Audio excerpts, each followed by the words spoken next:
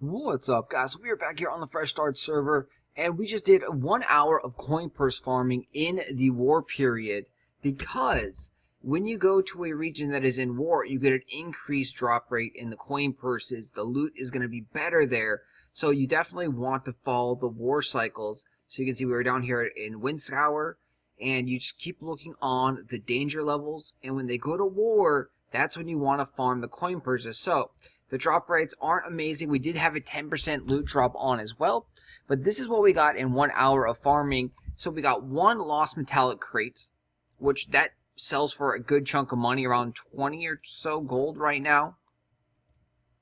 So 27 gold, and they do constantly sell around that point. That's crazy. You know, 25 is the same day average.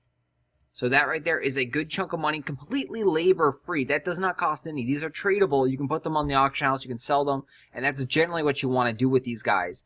So right there, already starting off maybe 25 gold, and then we got 111 of the Jester coin purses. So not great. You definitely don't want to open these guys unless you are capped with labor. These guys are going to get you right around the 3 silver per labor for opening them. Nothing too great. But what you want to look for is you want to look for these crates. Any crates are amazing. So people say that the coin purse farming is dead and so forth, and larceny is one of the worst professions and yada yada. No. Larceny is one of the best professions. It just takes a lot of time, a lot of effort to actually get the coin purses, which people don't like, which in turn makes them quit larceny and quit coin purse farming, which makes it even more profitable. As more people do larceny and open up these crates, the value will decrease. But as of now, there's not many people doing it, and let's show you what we're going to get out of these crates here. We do have 1 Starlight Archeage Dust already, and then we have 3 Mysterious Garden Powders already, so I should have taken those out. My apologies on that. So 10 labor to open. Oh, and it's not showing the loot in here. Alright, here we go. We'll go over to this tab. So 6 Sunlight Archeage Dust, 6 Moonlight Archeage Dust, 5 Moonlight Archeage Dust, a Lunarite. So it looks like almost every single one of these guys is giving us a Lunarite. We got a Mysterious Garden Powder out of one of them. And you see you get 5 or 6 Archeage Dust in every single one of these coin purses. Just got a Glowing Prism, which is actually not really worth much. Another Mysterious Garden Powder, and I apologize, I should have moved this up a little bit so you could see the names on the items.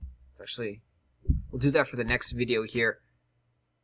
But we're going to show you how much money that this has generated at the end by checking the current auction house prices and showing you how much all these Archeage Dusts are really worth.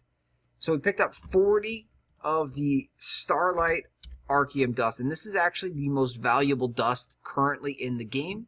We picked up 10 Mysterious Garden Powders. No, actually 8 Mysterious Garden Powders because we already had 3 on our character. And then where's all the other Archeage Dust at? 40 Moonlights and 68 Sunlight with 9 Lunarite and 6 Glowing Prism. So let's show you this value. This is an insane amount of money. Again, we spent it was 26 coin purses there, so 260 labor. And if you just look at the lowest price here, it's 19 gold, 95 silver. So let's just round up for, you know, fun's sake here. 20 gold in the Starlight Archeage crystals or dust. Mysterious Garden Powder is around 30, so we'll say 250. We're at 2250. We got a total of, well, it's not really 3. Someone is actually trying to mess with the system here. So Moonlight Archeage Dust actually sells for about 8.5 or 9. So let's just go up and say 10 there. So it's even number. So we're at 2650. And then the Sunlight Archeage Dust at 14. Let's make sure that's the actual real number, not someone trying to just mess around with us. Alright, so that's the actual real number there. It looks like 14. Let's see how much this is. So 950. So we're looking at around 36 gold right now, and then the Lunarite is not really worth anything, and then the Glowing Prism not worth anything. So about 36 gold there for 260 labor points, if I did my math right on that. Plus we also picked up a free crate, which doesn't cost us any labor at all, for a total of around 60 gold for essentially 260 labor points. So if you take out the crate, you don't worry about that. you're looking at 36 gold for 260 labor points. That comes out to a whopping 13 silver per labor spent on coin purse farming. Yes, 13 silver per labor spent on coin purse farming. You get way more than almost any farming activity or even trade packs in the game currently. Larceny is one of the best proficiencies in the game right now, especially on the Fresh Start server. Again, that's not even taking into consideration the crate. If you look at the crate, and if you put that in there, and you factor in, okay, we got 60 gold out of our 260 labor, that means we ended up getting a total of 23 silver per our labor spent. Technically, the crate doesn't cost anything, and you don't need labor to open it. So, but our coin purse farming right there generated us 23 silver per labor, a total of 60 gold in 1 hour for coin purse farming. We're farming, easy mobs here in Windscour. We just had to wait for War Period to come.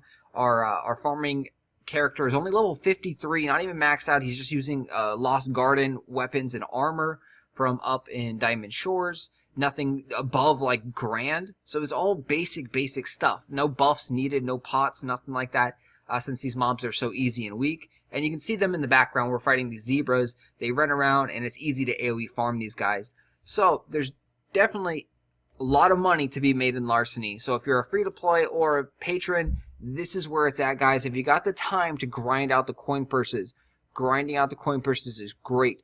The lower level coin purses may actually be better than the higher level coin purses, because the higher level coin purses aren't really dropping Archeum. They drop some other things that aren't necessarily worth as much, the regrade bracers and then the Archeum trees. So could possibly be better to farm down in the south during the war seasons. If not, you definitely do want to follow the war cycles, and yeah, make sure you follow them. And you can see Diamond Shores is generally at war quite a bit, so you should be able to get a good amount of money here in the coin purses. But again, you get regrade bracers and Archeum trees up here rather than Archeum. So I'm not sure if it's really good down there or not, but I would prefer probably the south. The south is also a lot easier to farm. You don't need to be geared. You don't need anything, and you can do it really simple. Alright guys, thanks for watching. Hopefully this helps you guys out. Coin purse farming is a great thing. Of course, if more people do it, just like anything in the game, the value will go down. But the cool thing is that dust, Archeum dust, is used in all the crafts of weapons and armors, and you need thousands upon thousands of dust to craft weapons and armors. So the supply dries up really quick there.